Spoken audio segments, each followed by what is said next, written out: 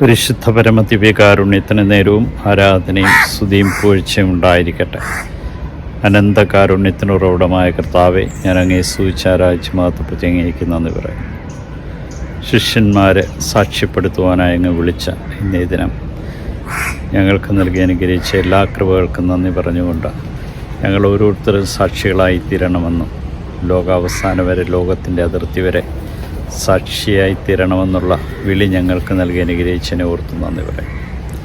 പരിശുദ്ധ പിതാവ് ഫ്രാൻസിസ് മാർപ്പാപ്പ വിട പറയുന്ന ദിനം ലോകത്തിന് മുഴുവനും സാക്ഷിയായി തീരുവാനും ലോകം മുഴുവനും പാപ്പായെ കാണുവാനായി ഒഴുകിയെത്തിയെന്നും മാധ്യമങ്ങൾ റിപ്പോർട്ട് ചെയ്യുമ്പോൾ, കാരുണ്യവാനായ കർത്താവേ, ലക്ഷക്കണക്കിനാണ് ആൾക്കാർക്ക് സാക്ഷിയായി തീരുന്ന ഫ്രാൻസിസ് പാപ്പയെപ്പോലെ ഞങ്ങൾ ഓരോരുത്തരും അങ്ങേക്ക് സാക്ഷികളായി തീരുവാൻ തക്കവിധം ഞങ്ങളെ ഓരോരുത്തരെ അനുഗ്രഹിക്കണം.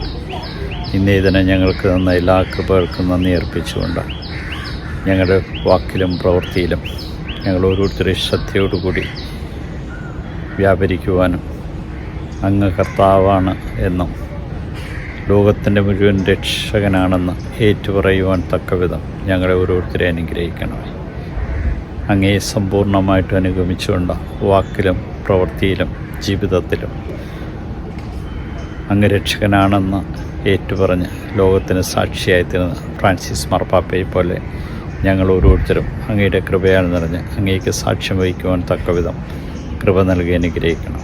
ഇന്നേ ദിനം നൽകിയ എല്ലാ അനുഗ്രഹങ്ങൾക്കും നന്ദി പറഞ്ഞുകൊണ്ട് ഞാൻ ഈ ദിവസത്തെ സമ്പൂർണ്ണമായിട്ടും അങ്ങയുടെ കരങ്ങളിൽ സമർപ്പിക്കുന്നു. യൂതന്മാരുടെ രാജാവായ നസ്രേക്കാൻ യേശുവെ, പെട്ടെന്നുള്ള മരണത്തെ അപകടങ്ങളെ കാത്തുകൊള്ളണമേ.